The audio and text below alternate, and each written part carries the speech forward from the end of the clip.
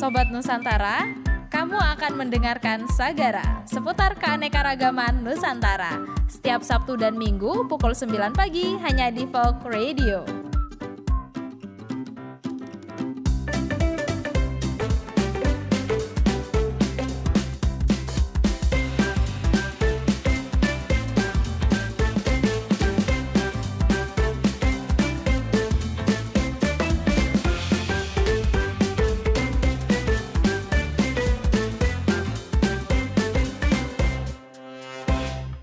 105,5 FM Folk Radio, informasi akurat untuk rakyat hebat.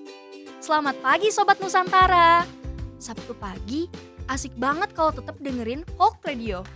Karena malah bakal ketemu sama Sobat Nusantara semua dalam program Sagara, seputar keanekaragaman Nusantara. Nah, malah nggak sendirian loh Sobat, ada sahabat malah juga di sini. Ada Nusa dan Tara. Hai Sobat Nusantara. Sobat Nusantara gimana kabarnya nih? Harus tetap sehat ya. Tentunya kita harus pintar dalam menjaga kesehatan kita Sobat. Mengingat sekarang lagi musim pancaroba nih. Sobat Nusantara, ada yang tahu nggak sih apa itu musim pancaroba? Aku tahu Kamala. Musim pancaroba adalah musim peralihan dari musim kemarau ke musim hujan. Bener banget Tara. Di musim ini biasanya banyak banget virus dan penyakit yang menyerang dan bisa bikin sobat semua jadi sakit loh. Hati-hati ya sobat. Pinter banget nih Nusa sama Tara. Nah, biar mood kita terjaga, mendingan kita belajar bareng Nala, Nusa, dan Tara yuk. Nusa sama Tara udah jadi reporter aja nih. Ada Nusa yang sedang berada di Yogyakarta dan Tara yang ada di Jawa Barat nih. Hai Nusa dan Tara. Hai Kamala. Tara dan Nusa bawa informasi menarik nih sobat, yaitu karawitan. Pertunjukan seni ini tersebar di berbagai wilayah seperti karawitan Jawa, karawitan Sunda, karawitan Bali, dan berbagai jenis karawitan lainnya. Tak hanya menyuguhkan permainan musik gamelan, pertunjukan karawitan juga menyajikan kebolehan vokal dari para penyanyi. Dengan demikian, dapat dipahami bahwa karawitan adalah seni tradisional yang memadukan seni musik instrumen dan seni vokal. Karena persebarannya dapat ditemukan di berbagai daerah, cara memainkan karawitan pun berbeda-beda antar wilayah. Komponen yang membedakan karawitan Jawa dengan karawitan dari daerah lainnya adalah alat musik yang digunakan, bunyi yang dihasilkan, materi yang diberikan, dan adatika memainkannya.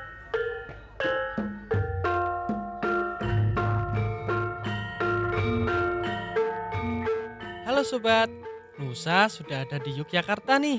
Nusa mau ngasih tahu kalau gamelan karawitan Jawa sendiri terdiri atas bonang, demung, saron, gambang, kenong, selendem, rebab, gong, dan kendang. Alat musik yang berperan sebagai petunjuk suasana dan tempo adalah kendang. Penabuh kendang biasanya adalah orang yang memahami dengan baik unsur-unsur karawitan. Oke, terima kasih Nusa yang sudah melaporkan dari Yogyakarta. Selanjutnya, kita dengarkan yuk laporan dari Tara. Halo Tara. Hai sobat, Tara punya informasi menarik nih dari Jawa Barat.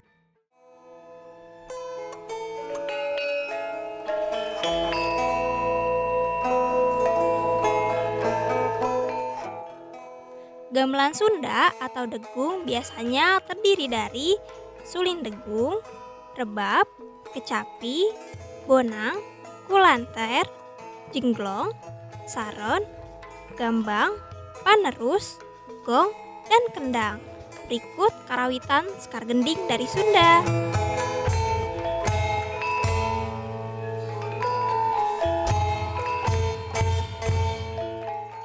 Menurut dosen Institut Seni dan Budaya Indonesia atau ISBI Bandung, Heri Herdini, keragaman karawitan Sunda merupakan cerminan dari karakter orang Sunda yang terbuka, fleksibel, optimis, jembar, dinamis, hingga kreatif.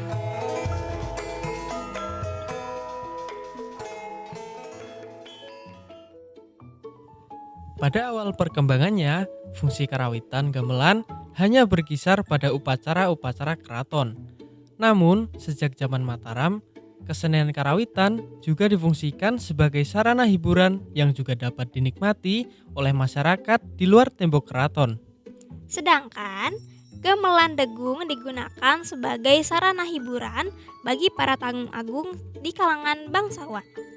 Gamelan degung di masyarakat Sunda saat ini digunakan sebagai media hiburan dan media pengiring dalam upacara seperti dalam pernikahan.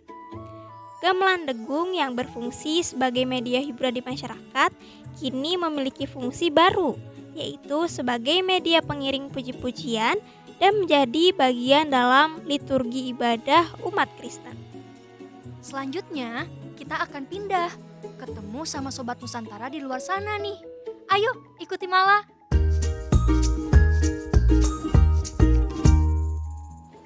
Nah, Sobat, sekarang kita tes pengetahuan sama Sobat Nusantara dengan sambung lagu yuk. Halo Bandung.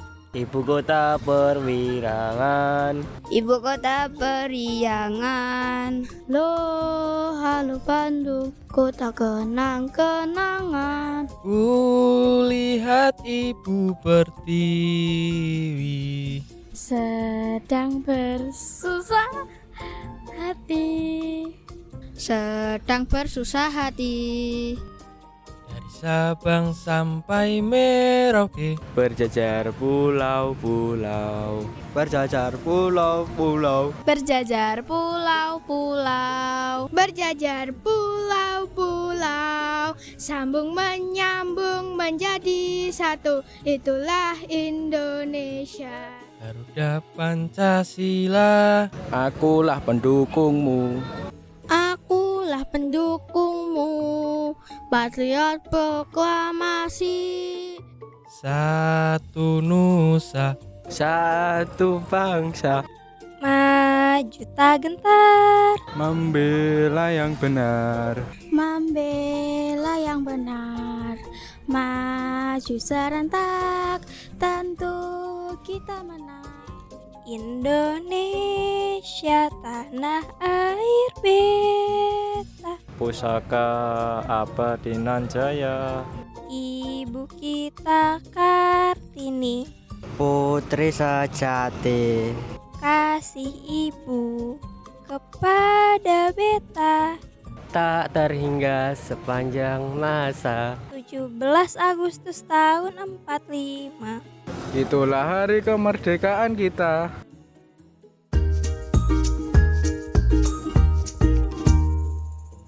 Sobat Nusantara semua tahu nggak sih siapa pencipta dari lagu-lagu nasional tadi? Lagu Halo Halo Bandung diciptakan oleh Ismail Marzuki. Lagu ini diciptakan berdasarkan peristiwa masa silam di Bandung, Jawa Barat, yakni peristiwa Bandung Lautan Api. Selain Halo Halo Bandung, Ismail Marzuki juga menciptakan banyak lagu lain loh sobat. Salah satunya Gugur Bunga. Gugur Bunga dirilis pada tahun 1945 yang isinya mengandung tentang rasa kehilangan para pahlawan yang gugur di medan perjuangan membela bangsa. Selain dua lagu tersebut, masih banyak lagu nasional lainnya yang harus kita hafalin nih sobat. Seperti lagu Indonesia Raya ciptaan W.R. Supratman, Bagimu Negeri ciptaan Kusbini, dan masih banyak lagu lainnya. Nah, Mala masih punya satu informasi menarik nih sobat.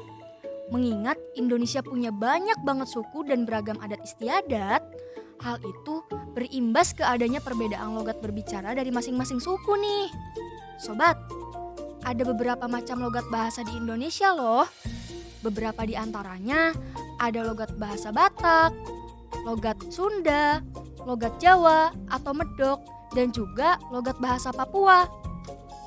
Logat bahasa Batak sendiri mempunyai ciri khas. Kira-kira apa ya Nusa?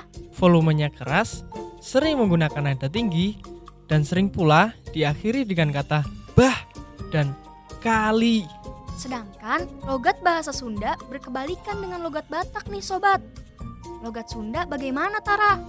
Bahasa Sunda biasanya dibawakan dengan nada yang lebih lembut atau nada rendah dan mempunyai huruf vokal seperti kata lepet. Selain itu, masih ada logat bahasa Jawa yang sudah tidak asing lagi bagi kita dengan logat medoknya. Sangat beragam bukan? Kita sudah seharusnya patut berbangga ya sobat dengan keanekaragaman di Indonesia ini. Sobat Nusantara, jangan kemana-mana ya. Malah masih punya banyak informasi menarik nih buat Sobat Nusantara semua. Tetap di Sagara, Seputar keanekaragaman Nusantara.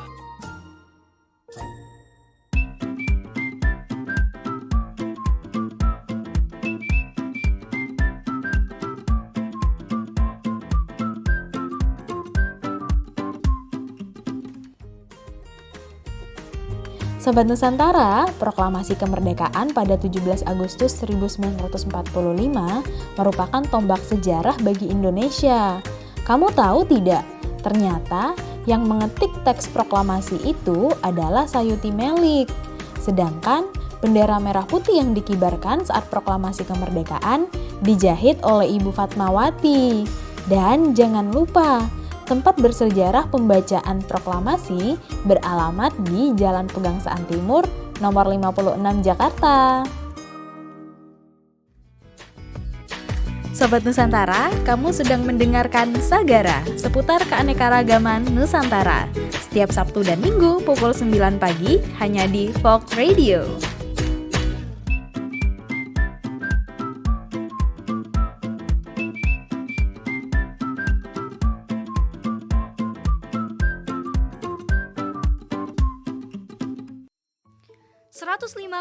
FM Folk Radio, informasi akurat untuk rakyat hebat.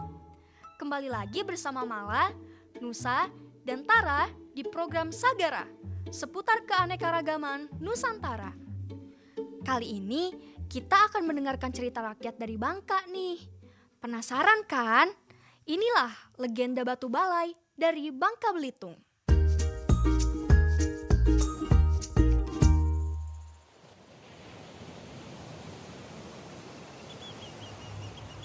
Pada zaman dahulu kala, di Pulau Bangka hiduplah seorang wanita paruh baya dengan seorang anak laki-lakinya. Anak laki-laki ini diberi nama Dempu Awang. Nak, kuberikan nama Dempu Awang, semoga kelak kau bisa berjaya. Hidup mereka sangat sederhana. Mereka menanam umbi-umbian dan sayur-sayuran di ladang untuk memenuhi kebutuhan hidup sehari-hari. Dempu, tolong bantu mak angkat singkong nih sini nak. Kehidupan yang miskin membuat Dempu Awang merasa bosan dan menjadi sering termenung. Akhirnya, Dempu Awang mendapatkan tawaran untuk bekerja menjadi anak buah kapal di pulau seberang. Meskipun awalnya dilarang, tapi Dempu akhirnya nekat dan tetap berangkat. Di perantauan, dia berhasil menjadi orang yang kaya raya karena kegigihannya dalam bekerja. Dempu Awang juga mempersunting seorang gadis cantik jelita, anak seorang saudagar kaya. Tak terasa sudah 10 tahun Dempu Awang meninggalkan kampung halamannya. Suatu hari, istrinya mengutarakan keinginannya untuk bertemu dengan ibu Dempu. Kabar kedatangan Dempu Awang akhirnya sampai ke telinga ibunya. Ibu Dempu sangat gembira. Meskipun telah renta, ia bersusah payah pergi ke pelabuhan untuk menemui sang anak. Anakku, anakku, hai anakku. Dempu memandang ke arah perempuan yang berpakaian compang-camping itu. Ia tahu sebenarnya itu adalah ibunya. Tetapi melihat penampilan ibunya, dia malu untuk mengakui itu. Tidak, kamu bukan emak. Emak tidak mungkin seperti ini. Emak sudah meninggal. Ia lalu menghampiri tempat ibunya berdiri dan mendorong perempuan tua itu hingga terjatuh di tangga kapal. Aduh, sakit Dempu. Sang ibu sakit hati dan berdoa kepada Tuhan. Ya Tuhan, berilah hukuman yang setimpal untuk Dempu. Sungguh dia sangat durhaka Tuhan. Tiba-tiba langit menjadi gelap. Gelombang air laut menjadi tinggi dan menghantam kapal Dempu Awang. Kapal beserta isinya pun terbelah dan karam. Akhirnya, ketika cuaca sudah kembali cerah, di tempat karamnya kapal Dempu Awang muncul sebuah batu besar yang menyerupai kapal. Batu itu konon adalah jelmaan kapal Dempu Awang. Sementara sang istri menjelma menjadi kera putih. Masyarakat menamai batu tersebut sebagai batu balai karena letaknya yang bersebelahan dengan sebuah balai pemerintahan yang sering dijadikan tempat orang-orang berkumpul. Tamat.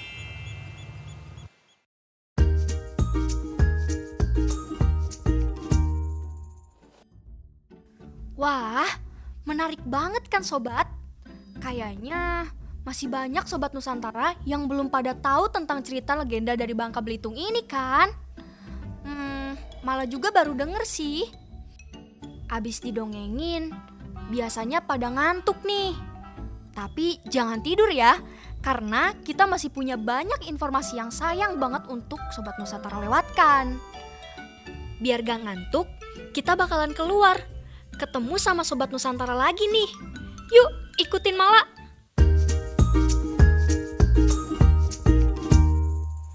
Kira-kira sobat Nusantara pada tahu nggak ya? Ini lagu apa dan berasal dari daerah mana?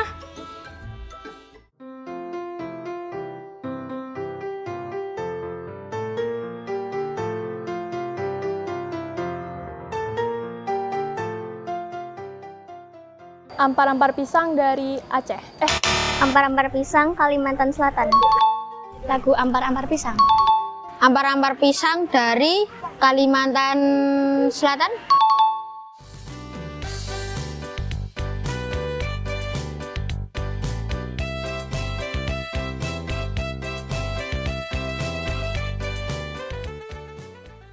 Lagu Sajojo dari daerah Papua. Itu kalau nggak salah lagu Sajojo. Sajojo dari Papua. Sajojo, tapi asalnya lupa dari mana.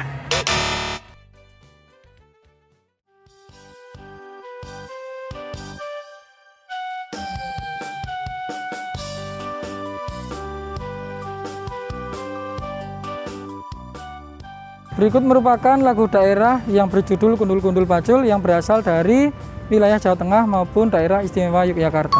Gundul-gundul pacul, Jawa Tengah. Gundul-gundul pacul, Jawa Tengah. Gundul-gundul pacul dari Jawa Tengah.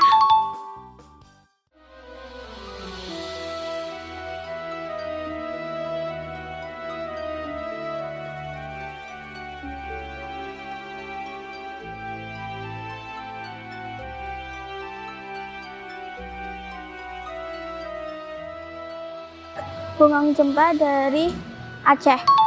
Lagu Bungan Jumpa berasal dari Aceh. Bungang Jempa dari Aceh.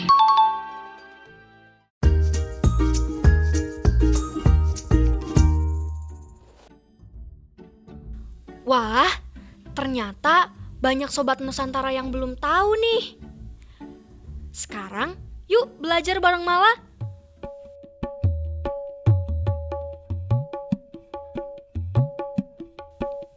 Sobat tahu nggak sih, instrumen tadi menggunakan alat musik apa?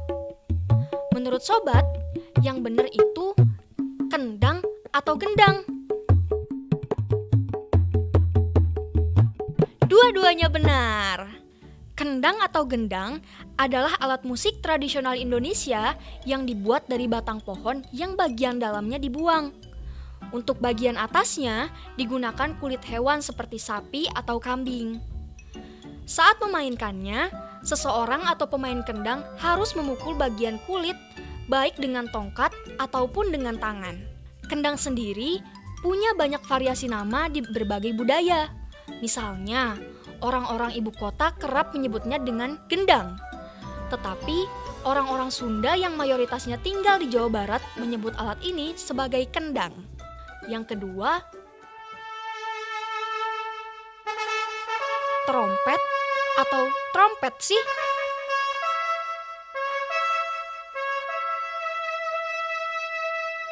Yang benar, trompet. Trompet adalah alat musik tiup modern yang terbuat dari logam. Pada alat musik ini terdapat 3 tombol yang fungsinya berbeda-beda, tetapi sama-sama untuk mengatur nada. Suara yang masuk ke dalam trompet diatur dengan menekan tombol-tombol tersebut secara benar dan tidak asal-asalan, agar udara yang ditiupkan dapat menghasilkan nada yang sesuai. Yang ketiga dan yang terakhir, suling atau seruling, ayo.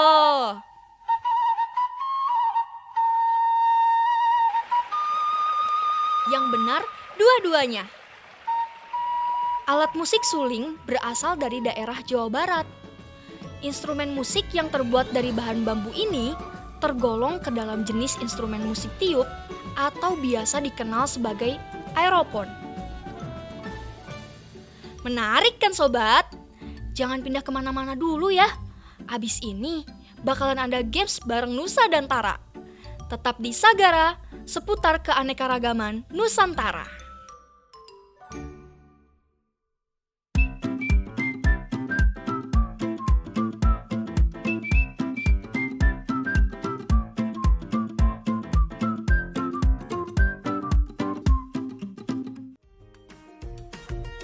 Sobat Nusantara, kamu tahu tidak dengan alat musik angklung?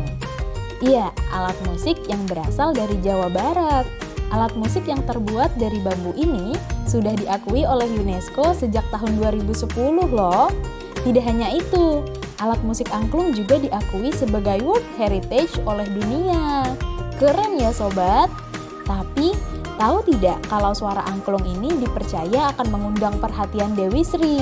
Dewi Sri adalah sang dewi yang dipercaya membawa kesuburan terhadap tanaman padi para petani. Selain itu, Dewi Sri akan memberikan kebahagiaan serta kesejahteraan bagi umat manusia. Sobat Nusantara, kamu sedang mendengarkan Sagara, seputar keanekaragaman Nusantara. Setiap Sabtu dan Minggu pukul 9 pagi hanya di Folk Radio.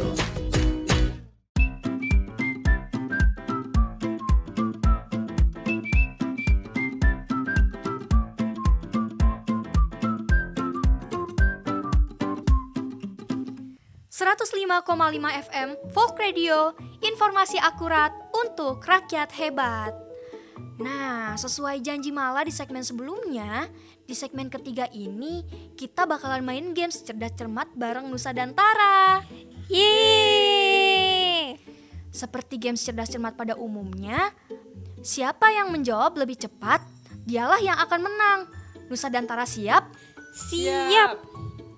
Langsung kita mulai saja ya sobat. Let's go! Pertanyaan pertama, berasal dari kata apakah karawitan itu? Tet. Karawitan berasal dari kata rawit, yang dalam bahasa Jawa artinya rumit atau berbelit-belit. Namun kata rawit juga berarti halus dan indah. Betul sekali. 1 poin buat Tara. Pertanyaan kedua, apa saja jenis-jenis karawitan? Tet. Ada karawitan sekar atau vokal, karawitan gending atau instrumen, dan karawitan sekar gending yaitu karawitan campuran. Wah, 2 poin untuk Tara. Ayo dong Nusa, jangan mau ketinggalan. Selanjutnya, pertanyaan terakhir. Berasal dari manakah lagu daerah Kampuang Nan Jauh di Mato? Tet. Lagu Kampuang Nan Jauh di Mato menceritakan tentang kerinduan terhadap kampung halaman yang jaraknya jauh. Karena di kampung, para keluarga dan sahabat berkumpul. Lagu menggambarkan tradisi orang Minangkabau yang sedang merantau. Wah, Nusa sekalinya jawab langsung ngena banget nih. Nah, usai sudah games cerdas cermat kita bareng Nusa dan Tara. Dan pemenangnya adalah Tara dengan mendapatkan 2 poin. Yeay! Sobat, Mala juga punya info sekilas nih. Kalian ada yang tahu nggak tentang Lokananta? Lokananta adalah seperangkat gamelan dari Sulalaya, istana dewa-dewa di Kayangan. Konon ceritanya, gamelan Lokananta dapat berbunyi sendiri tanpa penabuh. Di dalam cerita pewayangan, gamelan Lokananta hanya ditabuh secara khusus sebanyak 2 kali, yakni dalam acara pernikahan Baladewa dengan Erawati dan pernikahan Arjuna dengan Sembadra. Di dunia nyata, di Indonesia juga ada Lokananta. Menjadi studio rekaman pertama di Indonesia, Lokananta Solo menyimpan berbagai peninggalan bersejarah khususnya di bidang musik. Selain hasil rekaman berbentuk piringan hitam, kaset pita, dan CD, di Lokananta terdapat seperangkat gamelan yang konon dibuat pada masa Pangeran Diponegoro atau pada abad ke-18. Kabarnya, gamelan yang memiliki nama Kiai Sri Kuncoro Mulyo itu sering berbunyi sendiri. Beberapa orang seperti pegawai, satpam, dan pengunjung yang sedang menggunakan studio rekaman sering mendengar bunyi ricikan atau instrumen kenong dan bonang pada malam hari. Karena kejadian tersebut, gamelan yang ada di Lokananta sering dikaitkan dengan gamelan Lokananta dalam cerita pewayangan yang bisa berbunyi sendiri. Para pekerja di sana pun mengakui kalau gamelan Lokananta ada penunggunya, mengingat alat musik tersebut merupakan salah satu benda pusaka.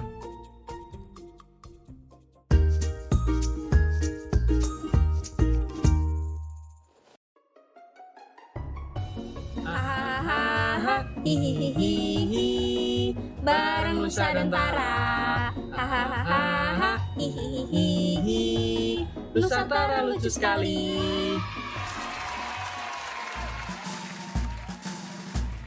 Tara, aku barusan juara 1 loh lomba senam di SD Pelita. Nih pialaku, kamu nggak punya kan? Masa sih Nusa? Kamu kan sukanya malas-malasan. Emang kamu juara berapa? Sombong banget sih. Aku juara harapan 2. Nih pialanya besar. Yah, kirain juara pertama. Kan keren. Ya biarin dong. Kamu nggak tahu kan kalau serba pertama tuh keren. Nih, aku kasih tahu ya 5 hal serba pertama. Yang ke-1, pegawai negeri sipil pertama di Indonesia adalah Sri Sultan Hamengkubuwono IX. Wah. Yang kedua, pahlawan nasional pertama, yakni seorang jurnalis bernama Abdul Muiz. Wow. Yang ketiga, jalan tol pertama, yakni jalan tol Jagorawi pada 1976. Yang keempat, jalur kereta api pertama, yakni jalur Samarang-Tanggung sejak 1867. Wow. Yang kelima, gedung tertinggi pertama di Indonesia, yakni Gedung Sarinah. Keren kan? Yang serba pertama itu jadi tombak sejarah. Nusa nih, uah aja.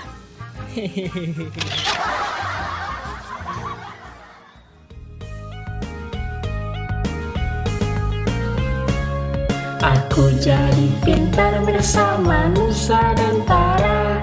Aku jadi pintar dengarkan program Sagara. Disinilah tempat yang mengenal Nusantara. Hanya di Sagara kita belajar bersama. Yuk ikut kita menjelajah Nusantara. Yuk ikut kita menjelajah Nusantara.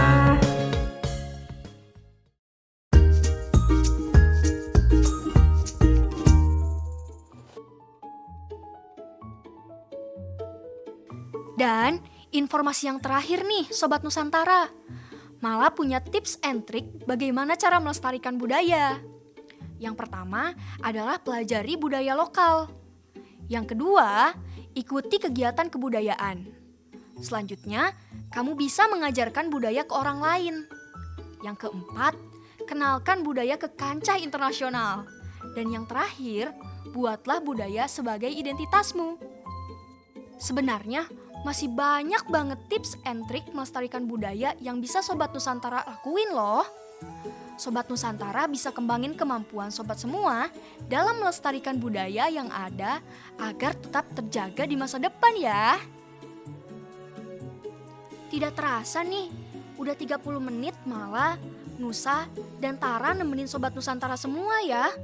Kita akan bertemu lagi di hari Sabtu dan Minggu selanjutnya dengan informasi yang lebih menarik lagi buat Sobat Nusantara. Terima kasih telah mendengarkan Sagara. Sampai jumpa Sobat Nusantara.